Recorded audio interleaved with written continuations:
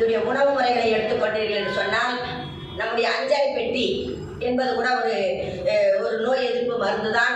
அதில் உள்ள ஒரு மிளகு தான், அஞ்சரை பெட்டியில் உள்ள ஒரு மிளகு தான் இன்று உலக சந்தையில் பரிமாற்றம் செய்யப்படுகிறது, உலக நாடுகளுக்கு ஏற்றுமதி செய்யப்படுகின்றது. அது கருப்பு தங்கம், தங்கத்திற்கு மதிப்பாக இணையாக கருப்பு தங்கம் என்று போற்றப்படுகிறது என்று சொன்னால் அஞ்சரை பெட்டி மிளகு எத்தனை மருத்துவ குணம் நிறைந்தது என்பதெல்லாம் நமக்கு தெரியும். அதே அஞ்சரை பெட்டி மஞ்சளைத்தான் இன்று உலக நாடுகள் எல்லாம் ஆய்வுகள் செய்து கொண்டிருக்கிறது.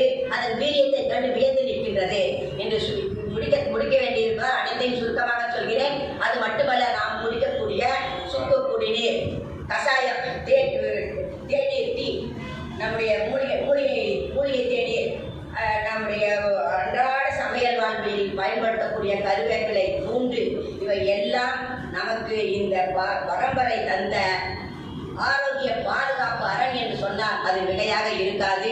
இன்று நாம் புது பெயரில் பயன்படுத்தி கொண்டிருக்கக்கூடிய சிறப்பாக பயன்படுத்தலாம், குறையில நல்ல ஒரு விழிப்புணர்வு வந்திருக்கிறது. ஆர்கானிக், டிடாஸ்டிக், அது போக நம்முடைய போலிஸ்டிக், போன்ற எத்தனையோ புது முறைகளை சிறப்பாக செஞ்சிருக்கிறாங்க. இது எல்லாமே நம்முடைய முன்னோர்கள் தங்களுடைய வாழ்வில் பயன்படுத்திய அன்றாட வாழ்வியல் முறைகள் தான் என்பதுதான் மிக சிறப்பாக சொல்லக்கூடியது.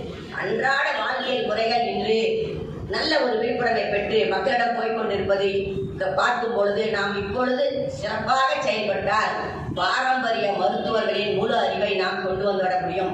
உங்களுக்கே தெரியும், பாரம்பரிய மருத்துவர்கள் என்பவர்கள் தாத்தா பாட்டன் பேரன் வந்திருப்பார்கள். உங்களுக்கு அனுபவ மருத்துவர்கள் என்பவர்கள் குருவிடம் சீடனாக இருந்து கற்றிருப்பார்கள். அதற்கு பின் இவர்களும் பல தன்னுடைய பட்டறிவால் நிறைய தெரிந்திருப்பார்கள். இன்னும் ஒரு சிலர் நேரடியாக பட்டறிவின் மூலமாகவே வந்திருப்பார்கள், பல ஆண்டுகள் படித்து.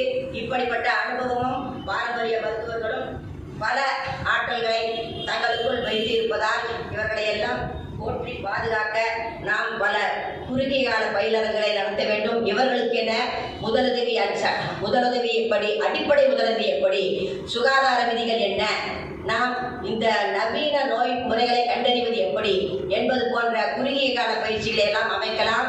இவர்களுடைய மருத்துவ குறிப்புகளை ஓலைச்சுவடிகளில் மற்றும் ஏடுகளில், பாரம்பரியமாக எழுதி வைக்கப்பட்ட ஏடுகளில் உள்ள மருத்துவ குறிப்புகளை டிஜிட்டல் முறையில் நாம் ஆவணப்படுத்தலாம்.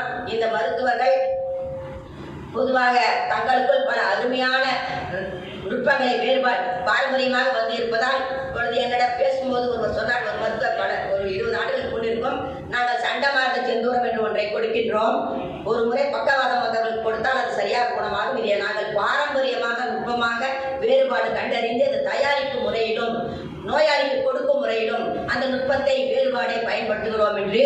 அப்படி என்று சொன்னால் மூத்த மருத்துவர்களிடம் உள்ள அனைத்து நுட்பங்களையும் வேறுபாடுகளையும் நாம் கண்டறியும் போது ஒரு மருத்துவருக்கு தெரியாத நுட்பமான அரிய ரகசியங்களை, நூற்றுக்கணக்கான ரகசியங்களை நாம் தெரிந்து கொள்ள முடியும். இவற்றையெல்லாம் தொகுக்கும் போது நம்முடைய சித்த மருத்துவம் என்பது உலக அளவில்